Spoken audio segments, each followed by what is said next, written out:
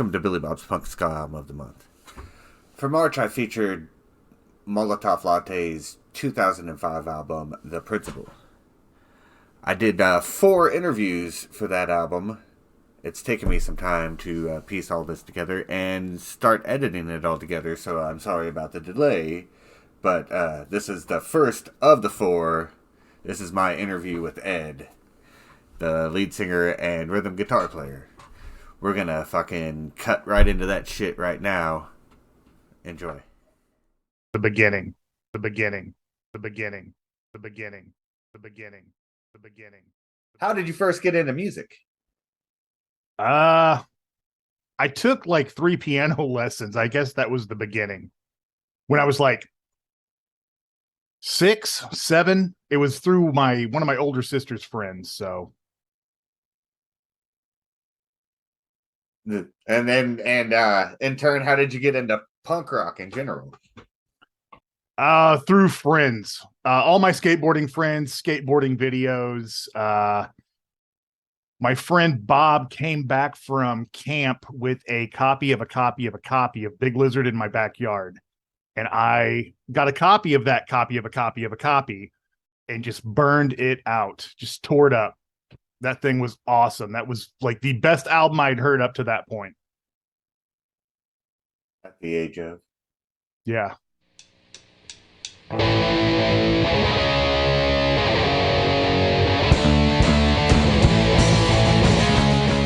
Well, what was your first gig? Was it your high school talent show? That was it. Me and we had like 3 guitar players in that band. It was ridiculous. A drummer, bass player, and I just sang. And we decided to do some Nirvana covers. And it was just an excuse to get together and hang out also. And it was a lot of fun. And playing in front of a bunch of people that like 90% of them don't really know who you are. And singing in front of all of your peers was pretty intimidating, and the rush I got from that was just like, all right, I'm in. Let's do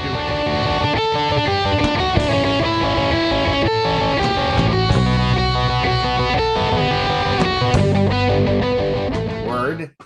And then soon after that, you formed the Generics. Tell me a little bit about that. One of the guy that played bass in that high school talent show band, he moved to Springfield. We were best friends, Springfield, Missouri, and I moved and followed him after graduation. And at that point, like Dookie had just dropped, Rancid was really big, and we were getting into Bad Religion and No Effects and all that kind of stuff. And was just like, let's make a band. And it was a terrible band. I don't think any recordings that we did exist, and that's good. That is a good thing because they are bad. I once found a cassette tape on my high school hall room. It was in the hall in between classes. It was a Generics cassette. I took it home and I rocked it a couple times. It wasn't bad. No, it wasn't terrible. Looking back on it now, it's like, well, that was sort of a rite of passage. You got to be in one like really terrible band, really bad, just to get it over with. You're like, okay, I did that. Now let's improve things. Let's get some people with some talent.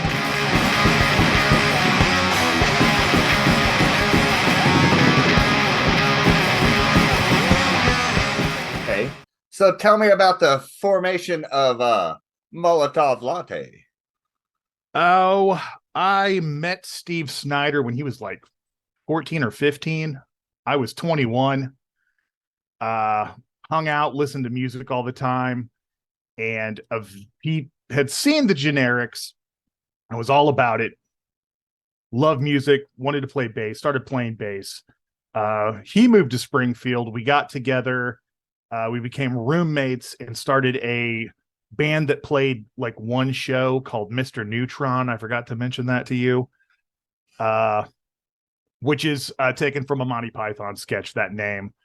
And it was, I made fun of the place we played, which was the Magic Bean. I made fun of the owner of the Magic Bean directly to his face because he was a jerk. He was a total jerk. But that sort of started it. Steve and me sort of had a friendly like rivalry and pushed each other harder than we would push ourselves. So it was always like me competing against his songs, my riffs competing against his riffs. Like all his stuff, I absolutely love more than my own stuff. And hopefully it's the same way.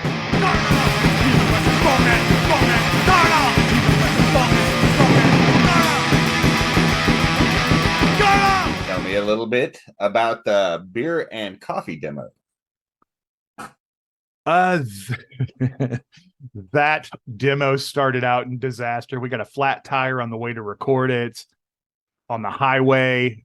Diesels are blowing by us. We weren't really over all the way. It was on a corner, but we eventually got to the where we were recording it at a friend's house, and just laid it all down. And I don't think we really took too many second takes. I didn't at all. Like I'm sort of good under pressure like that. So I'm like, first take, but done. Sometimes maybe I shouldn't do that, but like Steve laid his stuff down, and at that time our bass player was Teddy. And I want to say our drummer was Matt, but it could have been Brian too. It was Matt. Yeah. But that was a weird and fun.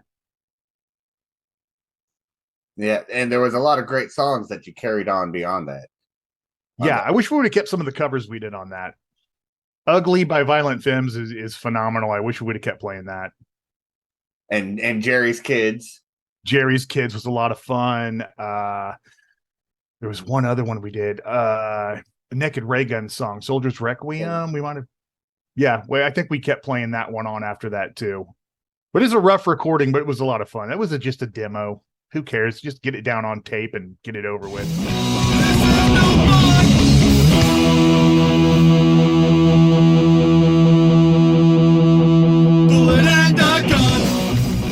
Then you went on to record the War in Our Veins EP. Yes. That one, we had Brian in the band at that time. He was playing drums. Teddy was still playing bass. And me and Steve. And that one was a little more polished. But it was at the birth of like home studio recording. So everything sounded real tinny on that recording. Real canned kind of sound. But once again, it was a learning experience. We recorded that in a friend's basement. I think Ted's brother recorded that one, Nick. So did it for free, so why not do it? Shout out to Nick. Yeah.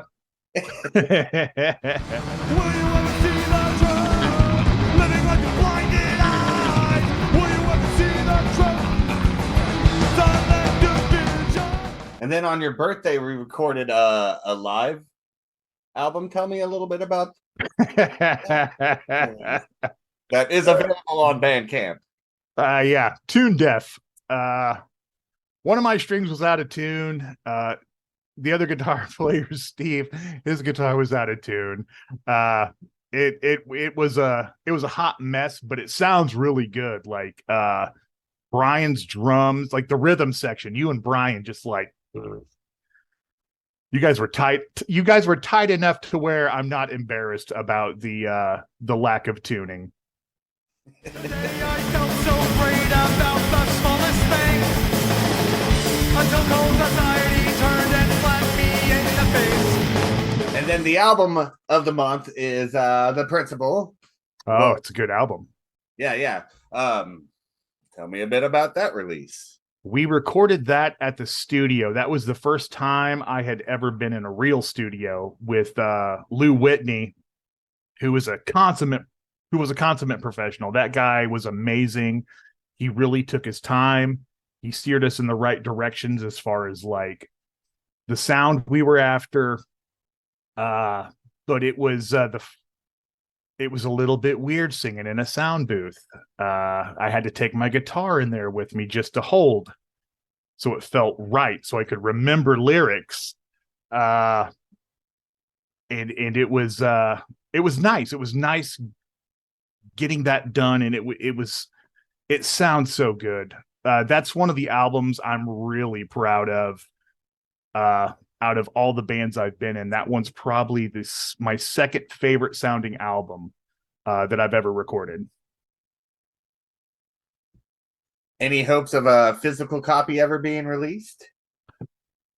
At this juncture, no. I would actually like to at least release it digitally and get it up on the streaming platforms, because like I don't really care about the money, but it's a cool part of history from the Midwest, and I think it needs to flow out there.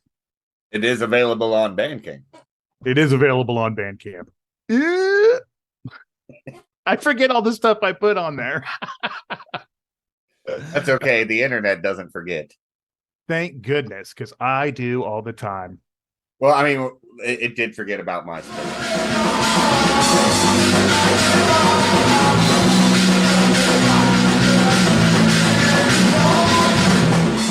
So, tell me about the next iteration of Molotov Latte.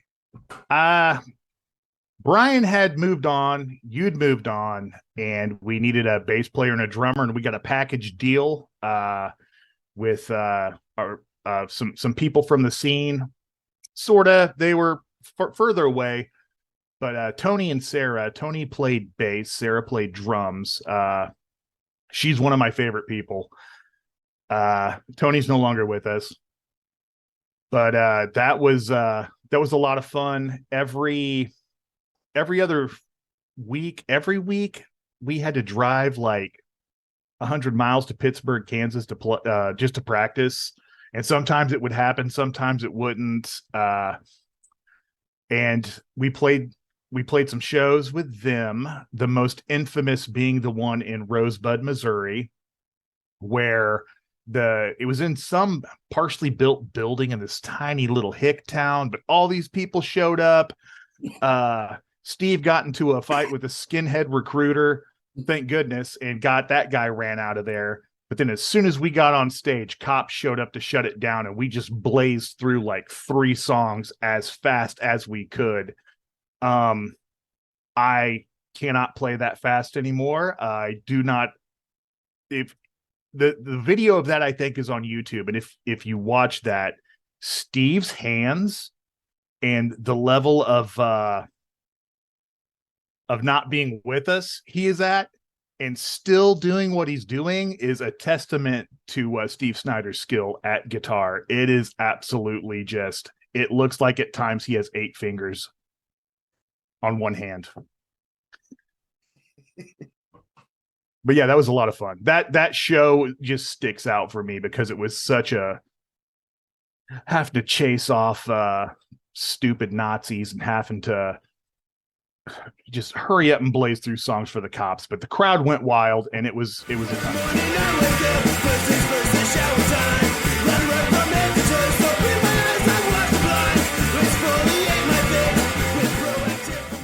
Word.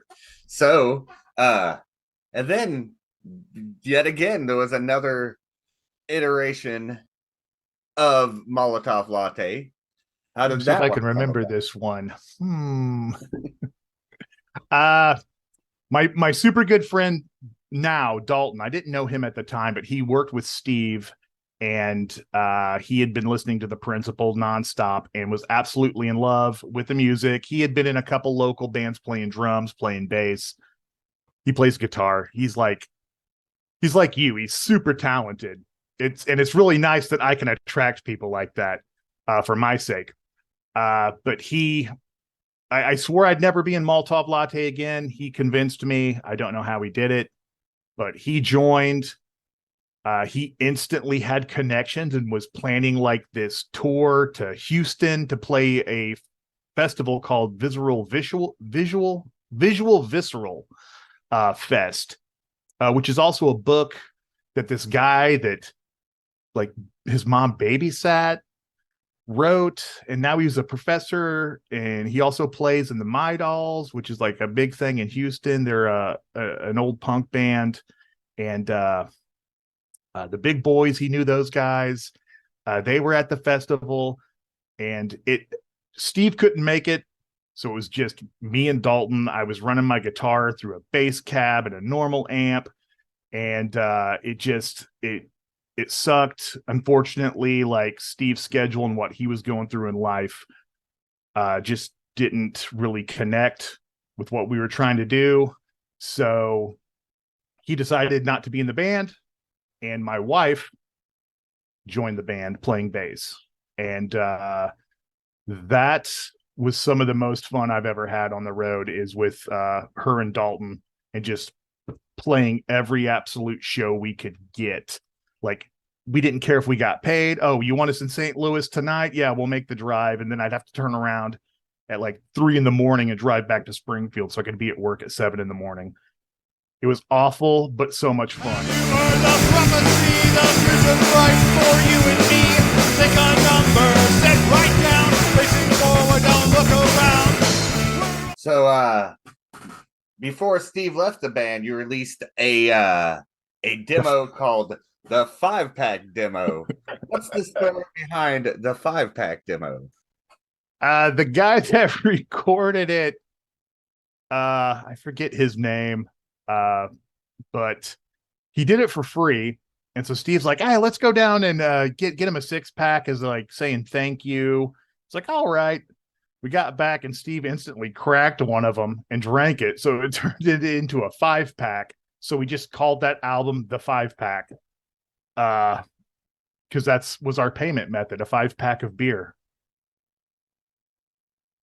Like a stand-in, to shoot us mothering me. Difference is not a weakness, not a weakness. So, anyway, so Amber then joined the band, and then you like you said, you were mad touring, and you recorded Built for Speed. Tell me about that album. Built for Speed, which oddly enough, I don't even think the song Built for Speed is on. It's just like became our motto. We caught a lot of guff for playing as fast as we did. And we recorded that at another friend's house who was getting into recording at home. And that's, if someone wants to record you for free, let them record you. Who cares? Just get stuff down. And on that one, we had a lot of fun messing with bits of the songs and adding weird bits. There's a weird like laugh in a background that is actually Amber slowed down. If you listen closely on one of the songs, I think it's Big Fish, which is one of that Amber wrote. Instead of saying Little Pond at one point, we say tartar sauce. We were just having fun. And we did record one of my favorite covers that iteration of the band did, a cover of the song Hate the Police by the Dicks, which is so much fun to play. And Dalton was singing some of the songs, which is weird to see a drummer sing. It was seat of the pants. That's how we always have been. Seat of the pants. Oh, we want to do that? Yeah, let's do that. Oh, do that? Yeah, let's do that. If it's free, do it.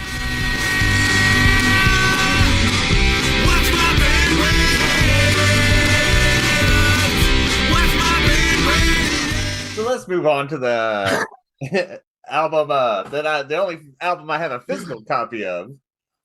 Greetings. Tell me a bit about Greetings. 2000.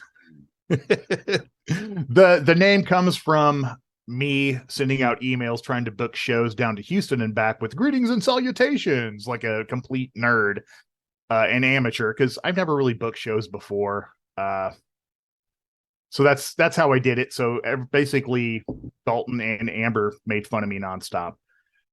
But this album came about. We did a video for Shower Song off of Built for Speed.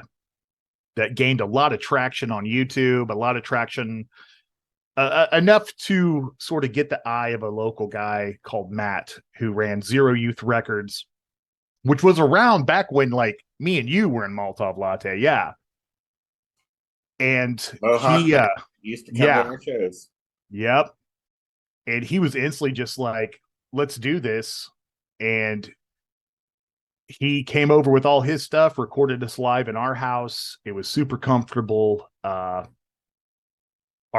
garage was already set up with soundproofing, and we just blasted it out in a night.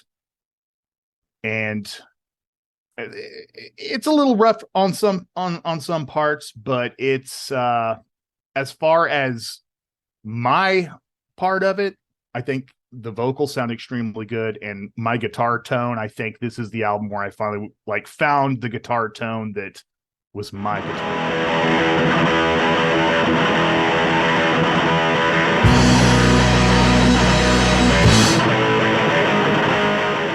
During all those years of being in Molotov Latte, what was your favorite live moment?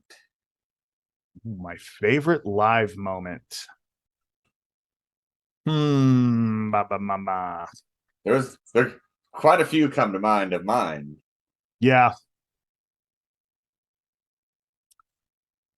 It was,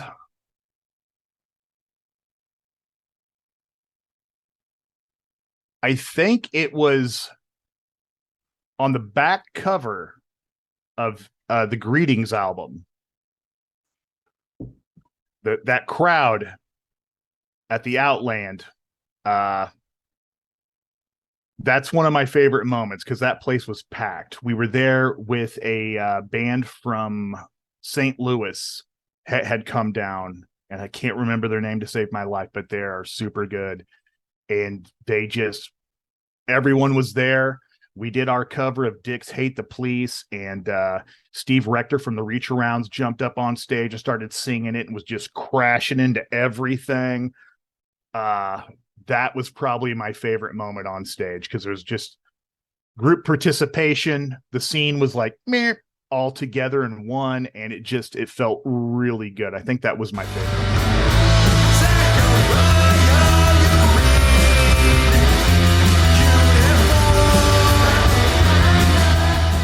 So after the demise of Molotov Latte, you went on to form With a T. Tell me a bit about With a T. There was a 2-piece Riot Girl act in town called C-Rex, and the drummer of that showed some interest in what me and Amber were doing at the time. Was just using like digital drums and just releasing stuff online with a T. And she wanted to join the band. She's like a classically trained like jazz drummer, which sounds really cool with the stuff we were doing at that time, which was more post-punk indie kind of sound and stuff about like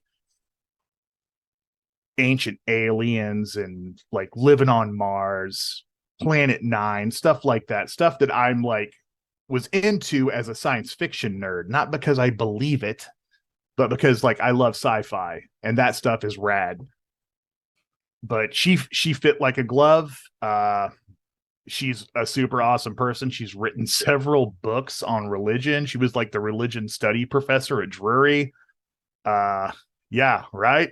And it was cool like rubbing elbows with her because we met like a whole slew of people that we wouldn't have met. And her partner B is super nice, super good. She recorded some stuff for us. Then we recorded with her one album. It's untitled. It was just Orange. So we called it the Orange Album. And we recorded that on Fuzz Row Records that Mike, the guitar player from Strange Fellas, started. And yeah, it was a lot of fun recording that. And eventually she left the band and we sort of moved on. We still played some pretty cool shows with her too. I got to play with the Dickies in St. Louis, and that was pretty rad. it was a festival and we played stage 2, but they were still there.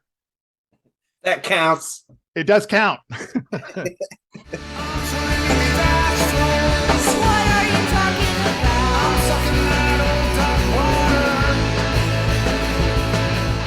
then you went on to form the Problem LLC. Tell me a bit about that. That came about. Amy Zingri of The Results, which is a really good punk band. Check them out. She was doing some keyboard work for us, as with a T, and Teresa left the band, and Amy was going to drum, and we decided to practice at her house. And her boyfriend Dale, the other part of The Results, he started listening and wanted to play guitar, so we just sort of birthed into the Problem LLC, which The Results are sort of local legends in this area. They are phenomenal musicians, and I learned a lot. I now have a really nice pedal board. It was really nice playing with those two, because and chaotic at the same time. There were a lot of shows that were just like, I can't believe he's yelling at the sound guy. Oh, whatever. I don't care. I'm still able to play. And we did a lot of like noise experimental stuff. He got to use some weird pedals on some songs, but that was a lot of fun. That album we released, well, didn't really release, but it's up on Bandcamp. Check it out. That's my favorite album I've ever recorded. Is the Problem LLC. That one was done by Jason Kirby, and just he nailed it as far as sound goes.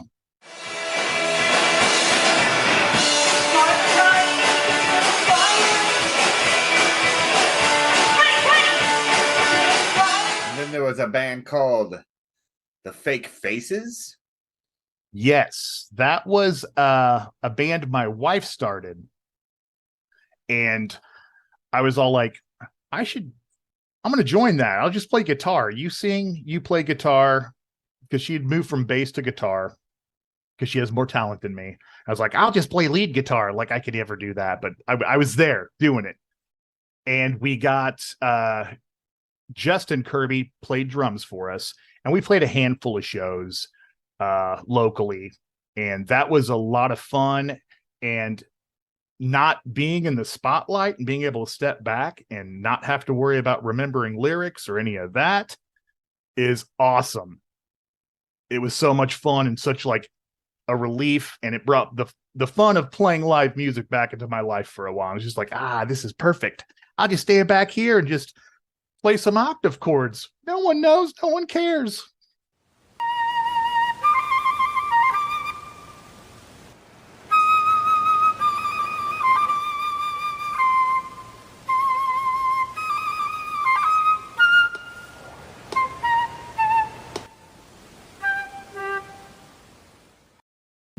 So, what kind of projects are you doing now? I dabble in video editing when I have the time, but that's hard pressed between real world and fake world stuff, which my fake world stuff is I'm a giant nerd and I do tabletop role playing. And I got a plan for that, and I paint miniatures, so that takes up a lot of my time, and it's relaxing. And I wouldn't say I'm done with music, but it's nice to take a nice relaxing break from it and do something I've wanted to do since I was like 13, and paint miniatures and play stupid games and made up lands with my friends.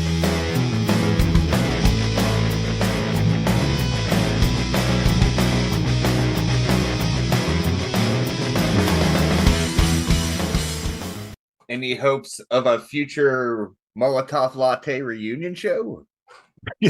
Can we play that fast anymore? I think we proved that to ourselves. All right, I'm assuming you're referring to that one time where we all sucked in your living room. Yeah, me, you, and Steve, we're all like, oh my God, what were we doing? It would be fun. It would be fun to get everybody that was ever a part of it that is still with us, like back together and just like run through stuff and tag out. That'd be a lot of fun. Ned's Atomic Dust Bennett and have like 2 bassists, 3 guitar players, couple of drummers. Who cares? Just go for it. That would be fun. That would be That fun. would that would be, yeah. Sign me up.